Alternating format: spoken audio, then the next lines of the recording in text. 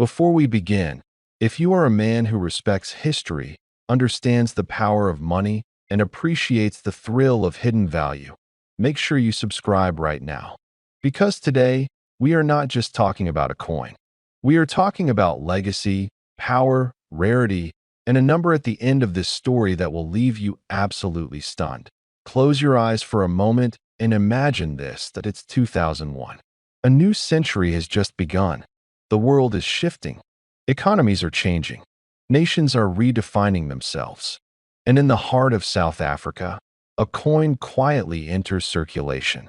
Most people barely notice it. It passes from hand to hand. It sits in pockets. It drops into car consoles. It disappears into drawers. But what if I told you that one of these coins could be worth more than most houses? More than luxury cars? More than what many people earn in a lifetime? This is the story of the 2001 South Africa 5 Rand coin. Now, for the men watching between 35 and 65 and beyond, you understand something younger generations often miss. Real wealth is not always loud. It doesn't always scream for attention. Sometimes it hides in plain sight.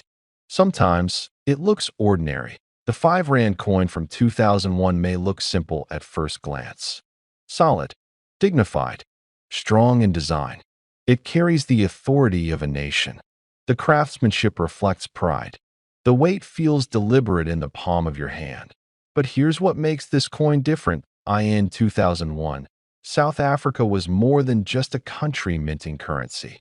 It was a nation balancing transformation and tradition. The coin represents stability during a time of change.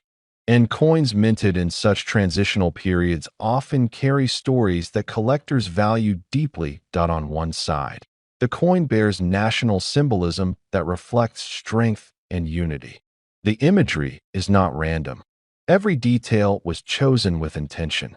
Every line tells part of a story. For serious collectors, symbolism matters. Historical timing matters. Mintage numbers matter. And here is where things start to get interesting. Not all 2001 5 Rand coins are the same. The untrained eye, they appear identical. But seasoned collectors, the kind of men who have spent decades studying markets, metals, and minting errors, know better. Small variations can mean massive differences in value. Slight design differences, die variations, limited mint batches, proof strikes, condition grades. Condition is everything. A coin that has been scratched, worn, and heavily circulated will always carry less value than one preserved carefully. A coin graded in mint state condition, especially if professionally evaluated, becomes a completely different asset.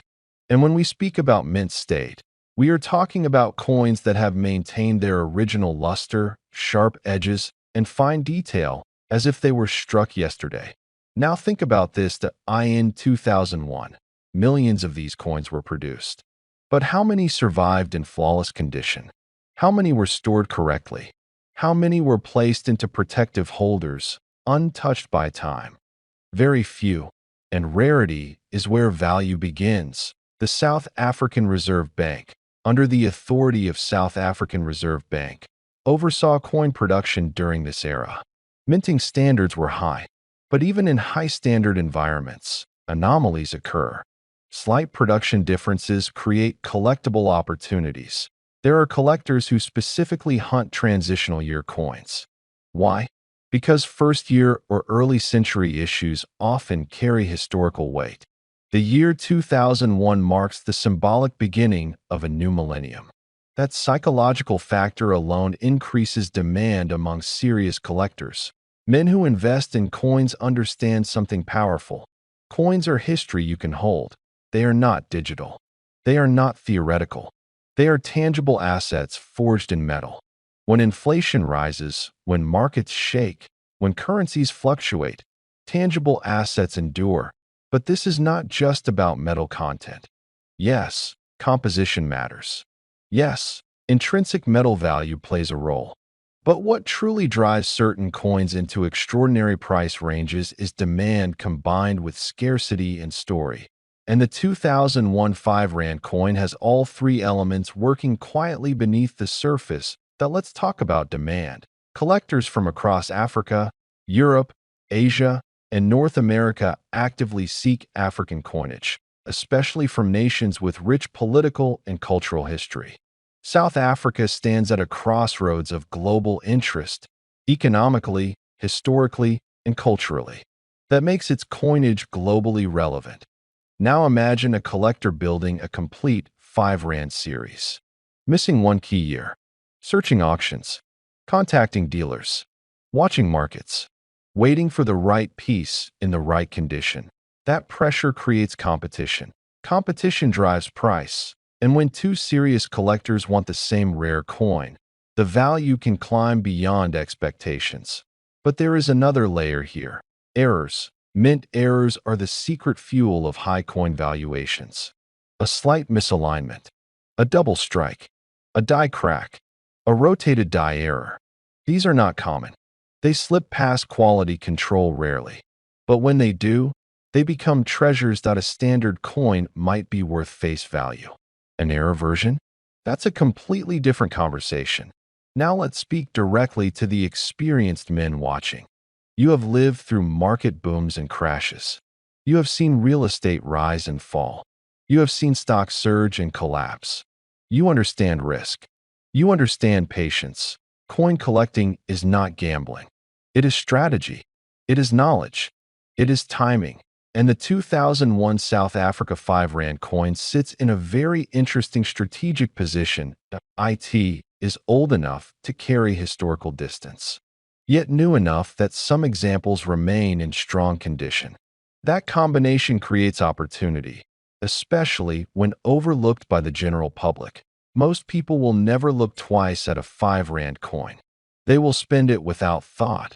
But collectors look twice, investors look carefully, and experts look for subtle details others ignore: the edge lettering, the crispness of the relief, the tone of the metal, natural patina versus artificial cleaning.